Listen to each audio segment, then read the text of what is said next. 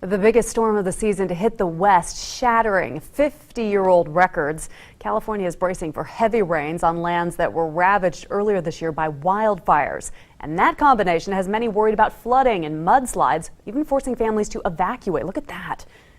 People say that it takes just half an inch of rain in an hour to cause flash flooding in areas scorched by fire. So people are ready to evacuate at a moment's notice. Get the family out, get the dog out. Grab the computer, the pictures, just like it did in the fire. Weekend downpours triggered a rock slide on the Pacific Coast Highway where a 10-mile stretch remains closed tonight. Up to 5 more inches could fall in some areas. The heaviest rain expected overnight, meaning it'll likely be a sleepless night for those ready to evacuate.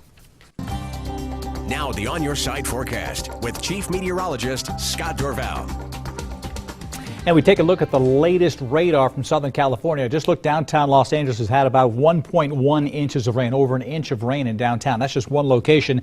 And rain just streaming in from the tropics. This is Los Angeles down to the South San Diego, getting heavy rain at this hour as well. Likely to continue as we move through the evening and overnight tonight. There'll be areas of rain as well in Southern California. Here, Central and Northern California, heavy snow in the Tahoe area. If you're trying to head over Donner Pass into California, there are going to be some issues on Donner Pass. So you want to call ahead and check out the road report there, the California-Nevada line, and heavy rain in Northern California as well. As far as our weather goes, take a look at this view from the Ford Dealers Tower Cam atop the Grove Hotel. Not much of a view. It looks a little worse here because the camera is up and some of the more of the fog and those low-hanging clouds, but the visibility is quite low. Again, I haven't seen delays at the airport. I've seen some delays on outgoing flights with some problems at other airports, but it could be a close call with some of the flights in overnight as we head towards the morning hours. I think the fog's going to stick around in the Boise area as well. At least for the next several hours, we're likely to see these low visibilities. Let's take a look at a view from the Village at Meridian again. Maybe you'll see Don out there on the ice rink, maybe skating just a little bit more.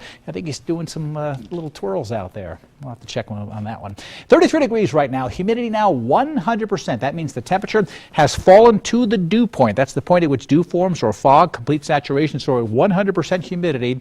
And it's very hard for the temperature to drop anymore. It takes bringing cold air in to do this. And so the temperature is likely to hover, and that may be your low temperature tonight. I think we could be sitting at 33 degrees right through the evening and night in the Boise area. It might go up a degree, but it probably won't go to 32. It could, but it probably will stay at 33. Winds are calm right now, as you might expect. So the low clouds and fog causing issues in the Boise area and expanding, especially to the west. In McCall today, high temperature 29, low this morning down to 20. A little more wintry looking in those higher elevations. Stanley as well. Here's a shot from Tamarack today, and the fog in Long Valley. I want to mention this quarter-mile visibility, by the way, in McCall. You didn't see it in that picture, but the visibilities are low again. That fog has set on in. Same thing at the ski areas. This Tamarack Resort. Still waiting for more snow to open. Sun Valley is open, and again, with storm systems coming in from California, that tends to do well for Sun Valley. Storms that come in from the west and northwest hit Bogus, Tamarack, and Brundage better, but Pomerelle and Sun Valley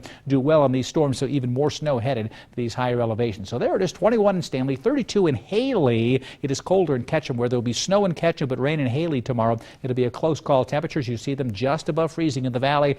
A lot of moisture to the south is tracking in our direction. Now, this system is going to break up as it moves in, and so what I'm seeing in the latest charts are some morning rain, 3 to 7 a.m., with a chance of some freezing rain in some patchy locations in the western parts of the valley especially, and then a midday break with more showers coming in later on. So it's going to be off and on rain showers tomorrow and into Thursday as well, as this moisture continues to track around this big storm system sitting offshore. That's pummeling in Southern California, Northern California. That's the moisture coming in, but it will tend to split as it moves on in. This is the flow of moisture here that goes right up the Wood River Valley and gives a good chance for giving several more inches of snow for the Sun Valley area. So this is what the charts look like when you look at our futurecast here.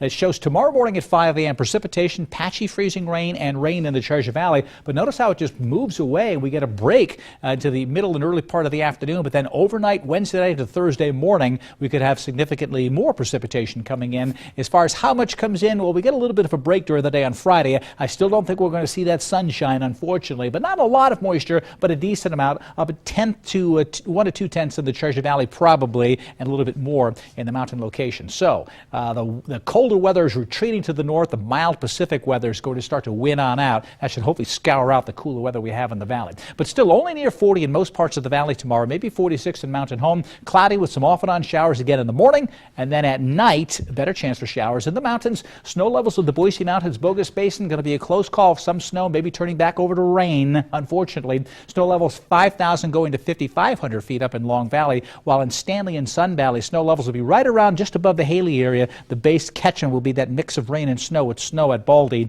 and then Stanley likely getting snow. In the Magic Valley, mild weather, cloudy, temperatures in the 50s with scattered rain showers. My on your side extended forecast, keeping temperatures in the 40s right through the upcoming week, with a few showers, again, showers Wednesday and Thursday, a break on Friday, and maybe some showers on Saturday morning. But there's a chance if we're going to get sunshine, it would be later on Saturday or on Sunday if we can get the breeze to scour the low clouds out. Otherwise, this time of year, it's either raining and snowing or foggy.